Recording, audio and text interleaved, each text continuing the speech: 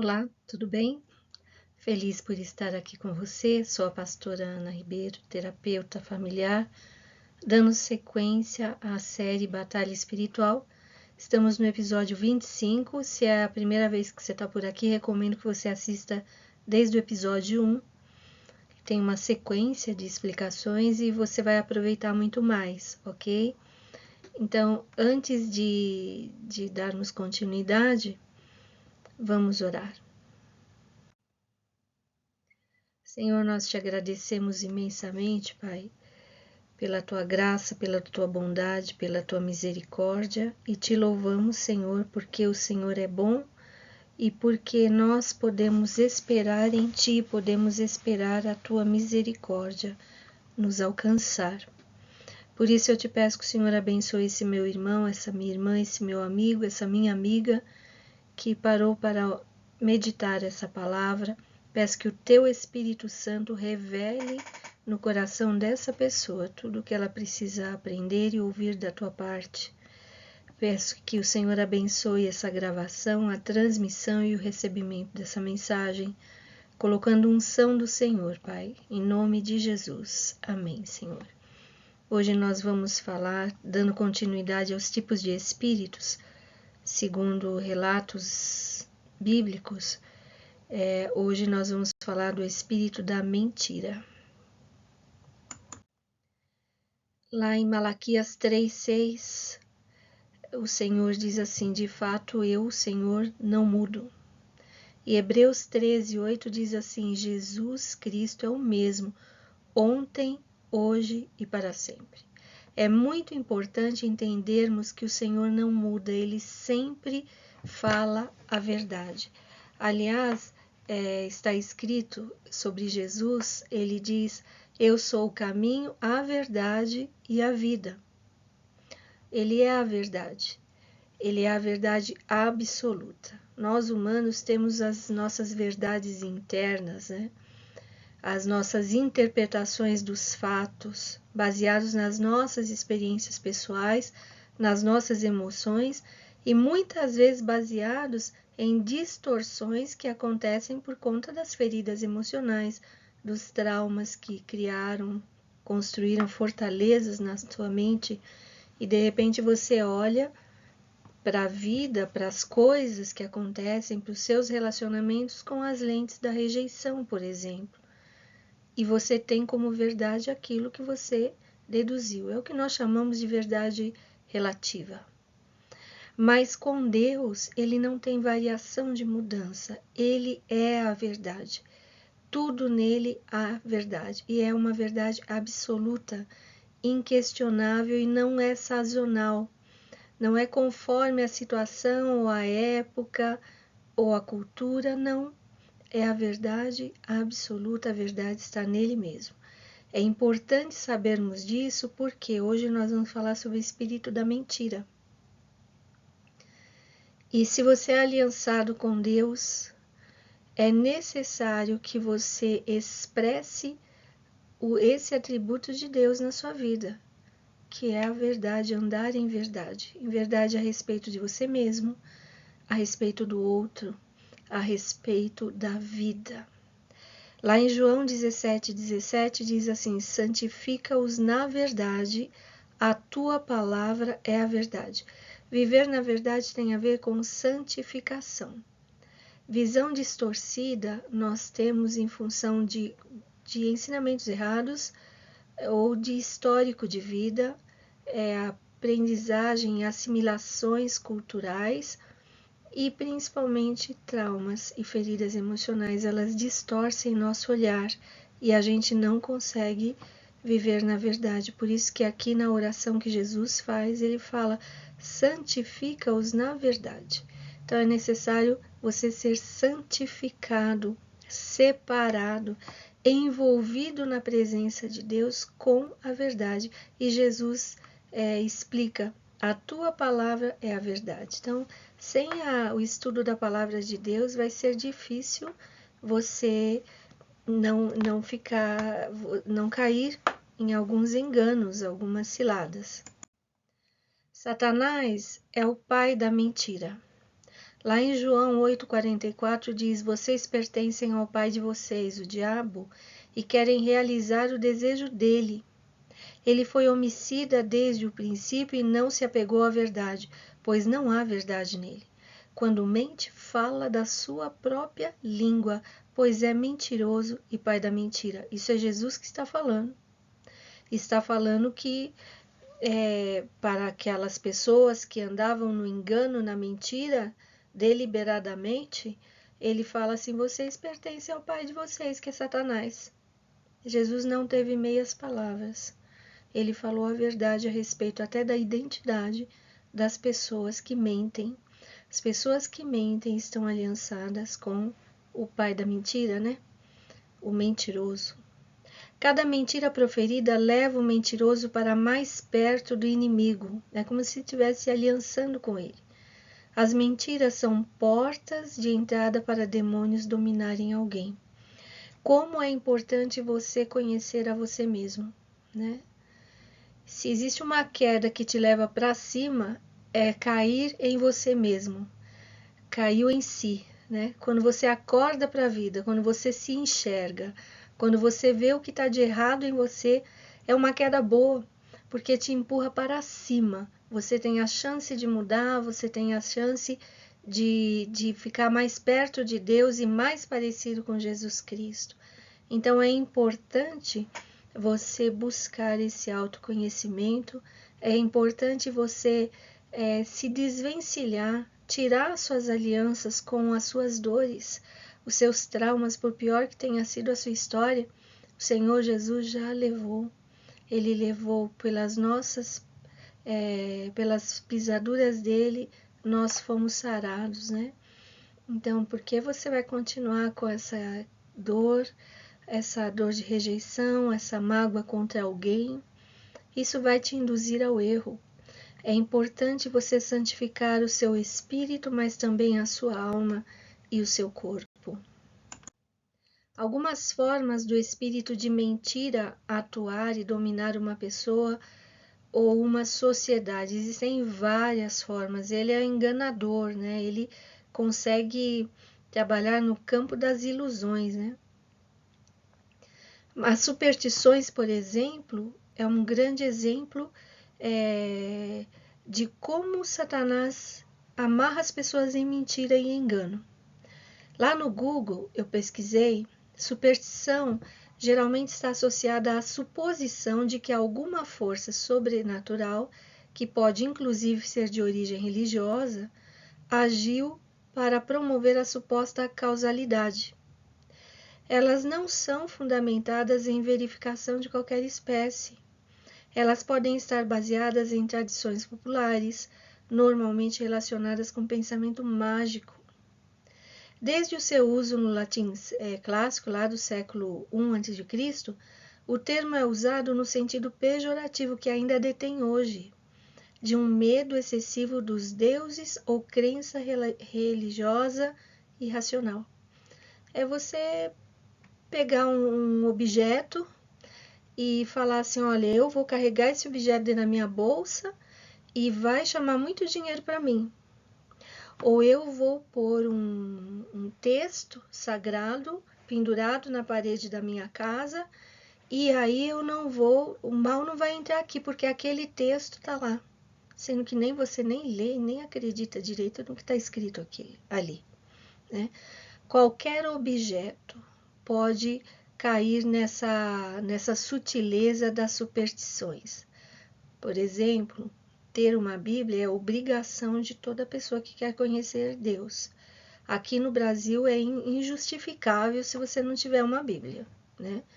Se não tiver, você põe lá no comentário que eu vou dar um jeito de encaminhar uma para você. Porque Bíblia aqui no Brasil é fácil de conseguir, várias versões, linguagem de hoje, linguagem contemporânea, linguagem mais clássica lá das primeiras traduções, encadernações das mais variadas, tamanhos dos mais variados, tem a Bíblia eletrônica, nem preciso te mandar uma Bíblia, você pode procurar lá no Google Bíblia, você baixa um aplicativo de Bíblia Sagrada que você vai ter a Bíblia dentro do seu celular. Não existe dificuldades de conseguirmos uma Bíblia. Se você não sabe ler nem escrever, também não é tão difícil assim. Você vai buscar uma igreja para te encaminhar para um trabalho lá de alfabetização, ok? Ou você vai para o EJA também, que é gratuito, você se matricula, não há desculpa, né? Então a Bíblia é uma coisa boa, é uma coisa necessária, é uma bênção de Deus. Muitos homens morreram para que a gente tenha hoje a Bíblia nas mãos. Pessoas foram lançadas em fogueiras quando começaram a imprimir as Bíblias e distribuir para a população, porque a Bíblia traz a verdade e não interessava que o povo tivesse contato com essa verdade. Quando eu não tenho contato com a realidade, eu posso ser manipulado por qualquer pessoa, por qualquer liderança. Então a Bíblia é inquestionável, é uma bênção. Agora, quando que vira superstição?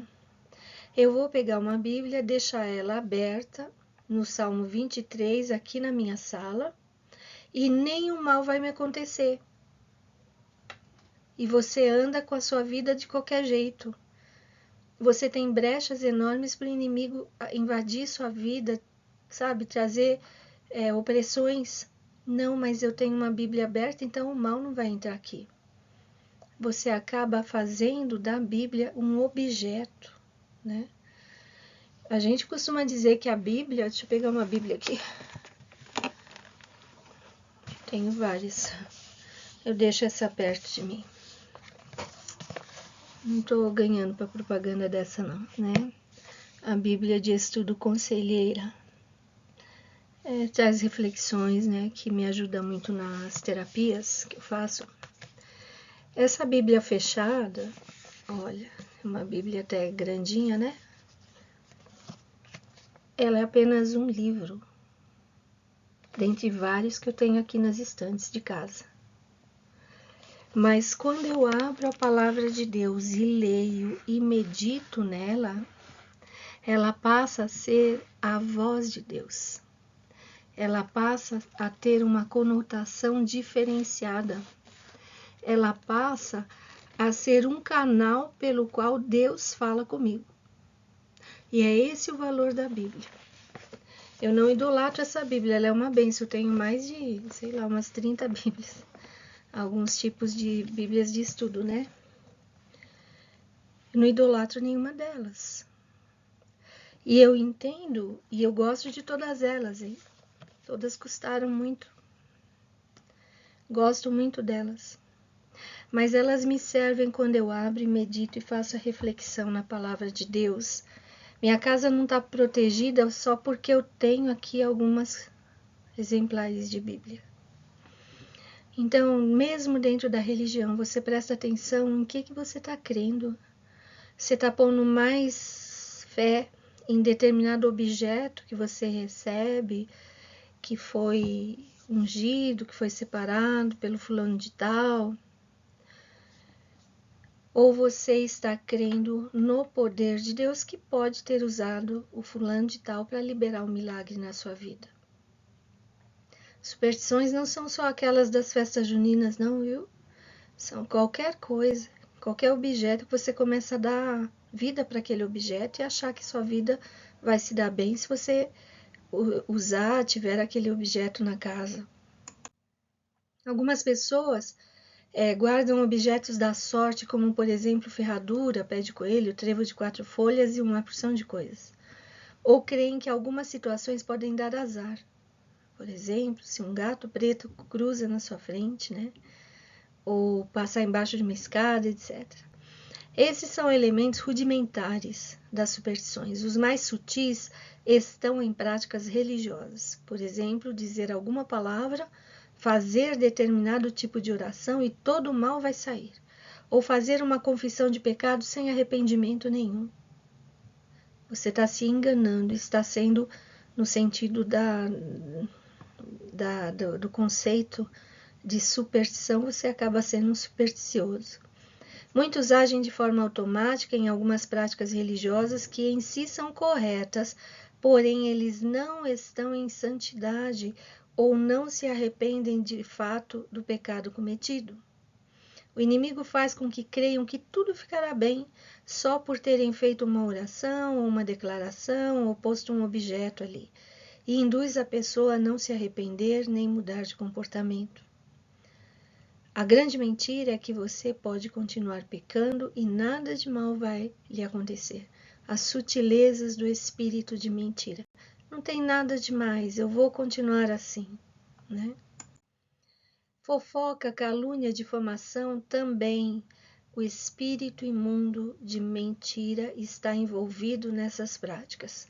1 Pedro 3,10 diz assim: pois quem quiser amar a vida e ver dias felizes, guarde a sua língua do mal e os seus lábios da falsidade. O sentimento maior que deve existir em nossa vida é o amor a Deus. Mateus 22:37. Amarás o Senhor teu Deus de todo o teu coração, de toda a tua alma e de todo o teu entendimento. Quando o amamos verdadeiramente, somos constrangidos pelo Espírito Santo a uma vida de santidade e pureza. Os frutos produzidos são dignos de honra e capaz de revelar ao próximo a comunhão que possuímos com o Eterno e amarmos ao próximo também. Satanás tenta destruir os relacionamentos e induzindo o cristão a envenenar as mentes com fofocas e difamações e mentiras. Fofoca, mexerico, intriga, bisbilhotice. A fofoca e maledicência têm levado muitos a servirem de instrumentos para Satanás. Esta prática é condenada pelo Senhor em sua palavra, lá em Levítico 19:16. Não espalhem calúnias entre o seu povo. Não se levantem contra a vida do seu próximo. Eu sou o Senhor. Quem muito fala trai a confidência, mas quem merece confiança guarda o segredo. Provérbios 11:13. Quem vive contando casos não guarda segredo. Por isso, evite quem fala demais. Provérbios 20:19. Timóteo, guarde o que lhe foi confiado. Evite as conversas inúteis e profanas e as ideias contraditórias do que é falsamente chamado conhecimento. 1 Timóteo 6:20. Evite as conversas inúteis e profanas, pois os que se dão a isso prosseguem cada vez mais para a impiedade. 2 Timóteo 2:16. Se alguém se considera religioso, mas não refreia a sua língua, engana-se a si mesmo. Sua religião não tem valor algum. Tiago 1:26. Calúnia, mentira, falsidade, invenção também são instrumentos que o espírito imundo de mentira usa, age e induz as pessoas a praticarem. Essa prática diabólica enfraquece o corpo de Cristo. Quando temos alguma queixa contra alguém, devemos procurar a pessoa, exortar, ter uma conversa franca e ungida para resolver as questões. Não permita que o diabo use da ocasião para afastá-lo da comunhão com o Eterno. 2 Timóteo 3:1-3 diz assim: saiba disto, nos últimos dias sobrevirão tempos difíceis. Os homens serão egoístas, avarentos, presunçosos, arrogantes, blasfemos, desobedientes aos pais, ingratos, ímpios, sem amor pela família, irreconciliáveis, caluniadores, sem domínio próprio, cruéis, inimigos do bem, traidores, precipitados, soberbos, mais amantes dos prazeres do que amigos de Deus, tendo aparência de piedade, mas negando seu poder. Afaste-se também destes e não seja você um desses. Não caluniem a ninguém, sejam pacíficos e amáveis e mostrem sempre verdadeira mansidão para com todos os homens. Tito 3:2. Mas ao ímpio Deus diz: que direito você tem de recitar as minhas leis ou de ficar repetindo a minha aliança? Pois você odeia a minha disciplina e dá as costas às minhas palavras. Você vê um ladrão e já se torna seu cúmplice, e com adúlteros se mistura. Sua boca está cheia de maldade e a sua língua formula fraude. Deliberadamente você fala contra o seu irmão e calunia o filho da sua própria mãe. Salmo 50, 16, né? Como é horrível agirmos como os ímpios, como aqueles que não têm o temor de Deus, e falar mal, criticar, difamar o seu próprio irmão, a sua própria esposa, seu próprio marido, seu próprio filho. Não faça isso. Isso é maligno. Você está se aliançando com o espírito imundo de mentira. Difamar, tirar a boa fama ou crédito a, é isso que significa. Desacreditar publicamente, infamar, detrair, imputar a alguém um fato concreto e circunstanciado, ofensivo de sua reputação, conquanto não definido como crime, falar mal, detrair. A satisfação de muitos é observar a vida alheia e destacar os erros. É prazeroso para estes falar da vida do próximo. Enfim, tudo é motivo para apontar e falar, semeiam a discórdia entre os irmãos. Você percebe que a nossa vontade, o nosso arbítrio em escolher as nossas condutas, eles definem que espaço eu dou para Deus ou não. Que espaço eu estou entregando para o inimigo me dar imaginação, criatividade, inspiração para fazer as malignidades dele, né? Tem pessoas que mentem de uma maneira que a gente fica, nossa, essa pessoa é muito inteligente para inventar uma história dessa. O inimigo também está dando essa inteligência, entre aspas, àquela pessoa. Irmãos, não falem mal uns dos outros. Quem fala contra o seu irmão ou julga o seu irmão, fala contra a lei e a julga. Quando você julga a lei, não a está cumprindo, mas está se colocando como juiz. Você é Deus? Não, né? Então para. Tiago 4,11. Farei calar ao que difama o próximo às ocultas. O próprio Deus vai interferir. Não vou tolerar o homem de olhos arrogantes e de coração orgulhoso. Salmo 101:5. O homem perverso provoca dissensão e o que espalha boatos afasta bons amigos. Será que você já perdeu amigos por conta de você não ter ficado com a boca fechada? Se isso aconteceu, peça perdão a Deus e, havendo oportunidade, vá se retratar com esse seu amigo. Provérbios 16:28. A mentira é afirmar coisa que sabe ser contrária à verdade. O diabo tem plantado a ideia de que é muito mais fácil falar inverdades a fazer uso da palavra reta. A sociedade atual tem a mentira como uma necessidade no dia a dia. Nós, como servos, jamais devemos compactuar com esta visão distorcida implantada pelo diabo. Nossa palavra deve ser sempre verdadeira. Esta condição se aplica em todos os aspectos da vida, seja profissional, pessoal ou religioso. Guarda a sua língua do mal e os seus lábios da falsidade. Salmo 34:13. Portanto, cada um de vocês deve abandonar a mentira e falar a verdade ao seu próximo, pois todos somos membros de um mesmo corpo. Efésios 4:25. Pois quem quiser amar a vida e ver dias felizes, guarde a sua língua do mal e os seus lábios da falsidade. 1 Pedro 3:10. Falsos profetas e falsos mestres também são pessoas que estão debaixo da influência ou do domínio mesmo do próprio Satanás, do espírito de mentira. Pedro nos falou sobre falsos profetas e professores que inventaram doutrinas enganadoras para fazer com que as pessoas os apoiem de maneira que eles querem. Seus ensinos não são nada menos que as mentiras de Satanás. Segundo Pedro 2:1-3 está escrito: no passado surgiram falsos profetas no meio do povo, como também surgirão entre vocês falsos profetas.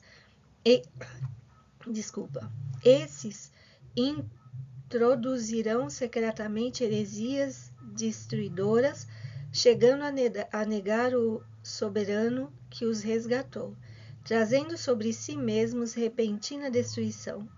Muitos seguirão os caminhos vergonhosos desses homens e por causa deles será difamado o caminho da verdade. Em sua cobiça, tais mestres os explorarão com histórias que inventaram. Há muito tempo a sua condenação paira sobre eles e a sua destruição não tarda. Deus vai julgar com mais rigor os falsos profetas e vai julgar também os falsos mestres, né? Com mais rigor. Fortes delírios ou enganos. Davi declarou no Salmo 37, do 23 ao 29, o Senhor firma os passos de um homem quando a conduta deste o agrada. Ainda que tropece, não cairá, pois o Senhor o toma pela mão. Já fui jovem, agora sou velho, mas nunca vi o justo desamparado, nem seus filhos mendigando pão. Ele é sempre generoso e empresta com boa vontade. Seus filhos serão abençoados. Desvie-se do mal e faça o bem, e você terá sempre onde morar. Pois o Senhor ama quem pratica a justiça e não abandonará os seus fiéis. Para sempre serão protegidos, mas a descendência dos ímpios será eliminada. Os justos herdarão a terra e nela habitarão para sempre. Se a pessoa acredita que alguma má sorte poderá atingi-la de repente, não acredita na habilidade do Senhor e sim acredita nas mentiras do inimigo. Em quem você decide acreditar, né? Decida acreditar no Senhor, Ele é fiel, Ele é justo, Ele é verdadeiro. Provérbios 3, 25, 26 diz assim: não terá medo da calamidade repentina, nem da ruína que atinge os ímpios, pois o Senhor será a sua segurança e o impedirá de cair em armadilhas. Como é bom confiar no Senhor, irmãos. Nesse tempo, tem tantas pessoas astutas, né, que agem de uma maneira que, se você não tiver discernimento, aliás, é um dom que você deve pedir a Deus sempre: Senhor, dá-me discernimento, dá-me sabedoria para eu perceber aquilo que está certo daquilo que está errado, né? E aí você não precisa ter medo, porque o Senhor será a sua segurança e o impedirá de cair em armadilhas, né? Existem 3 orações que a gente tem que fazer todos os dias, tá bom? Quando você acorda, você respira fundo e agradeça a Deus pelo dom da vida. Adão estava lá, prontinho, estava o corpo de Adão completamente pronto, mas só entrou vida nele quando o Senhor soprou nas narinas de Adão. Então, quando você acordar, deixa o ar entrar e com ele você lembrar-se: o Senhor soprou nas minhas narinas e me deu vida, né? E eu agradeço pela minha vida. Não tenha medo, você não está só. A segunda oração que você deve fazer durante o dia, quando você for se alimentar: agradeça a Deus pelo que você vai comer, pelo dom que Deus te deu de poder adquirir alimentos, e não só isso, de poder comer esses alimentos. Basta você ir no hospital e ver pessoas lá com drenos, com sondas, enfim, com diálise, porque não podem, essas pessoas não podem se alimentar, não podem sentir o sabor dos alimentos, ou você tem uma restrição tão forte que quase você não pode comer nada, coisas que são gostosas, né, que dão alegria na vida, de repente a pessoa não pode. Então agradeça a Deus pelo alimento que Ele te deu. Você tem esse alimento porque Ele te capacitou para ter. Mesmo que você diga: eu trabalhei para isso, Deus te capacitou para trabalhar. E Ele abriu a porta de emprego à empresa que você tem. Então, tudo vem dele. E a terceira oração que você tem que fazer quando você for deitar. Quando você for deitar: Senhor, eu te agradeço por mais um dia, pela força que o Senhor me deu para viver e para fazer as coisas que eu tinha que fazer. Eu te agradeço por tudo isso, em nome de Jesus. Essas 3 orações, todos os dias. Você vai gastar 15 segundos em cada oração dessa, 30 segundos. E você vai perceber como a sua vida vai ficar mais leve.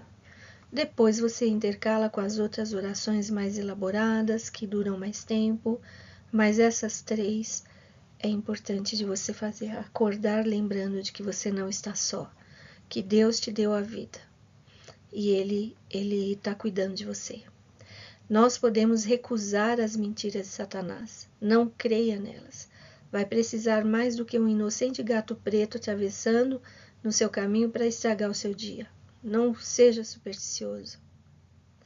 Tem muitos cristãos que são, viu, irmãos? Heranças culturais, aprendizados com os antepassados.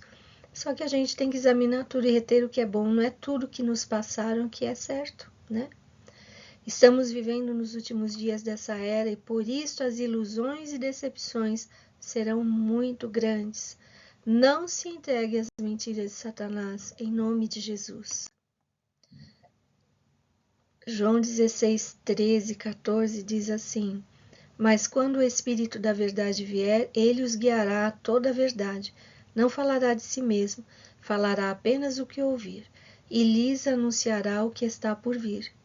Ele me glorificará, porque receberá do que é meu e o tornará conhecido a vocês. Então, o Espírito da verdade já veio, ele vem dentro de você, é o Espírito Santo de Deus. Esse versículo está em João 16, foi antes de Jesus ser crucificado e ressurreto. Mas quando ele subiu para o Pai, quando ele foi ressurreto, ele mandou para nós o Espírito Santo de Deus. E esse Espírito Santo de Deus não deixa você enganado. Você pode fazer essa oração agora mesmo. Diga assim: Pai, enche-me com o teu Espírito Santo. Dá-me graça, Senhor. Limpa minha mente. Coloca na minha mente a tua verdade e não permita que eu me iluda com nada desta vida. Em nome de Jesus. Essa oração, em Deus está o amém, porque é o que Ele quer, e se você também quer, Ele fará. Em nome de Jesus. Amém? Então, eu fico por aqui.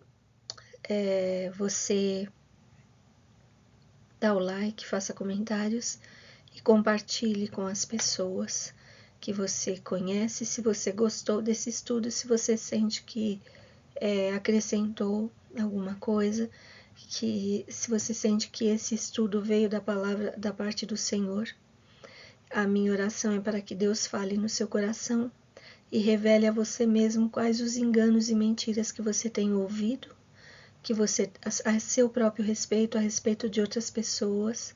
O inimigo coloca intrigas, né, entre as pessoas, visão distorcida, ou qual tipo de engano, mentira que você deliberadamente você tem praticado. E que o Senhor coloque convicção de pecado para que você se arrependa, para que você seja limpo e para que você saia das mãos do inimigo. Esse é o desejo do meu coração, tá bom? Então até a próxima semana com Jesus sempre. Beijo no coração.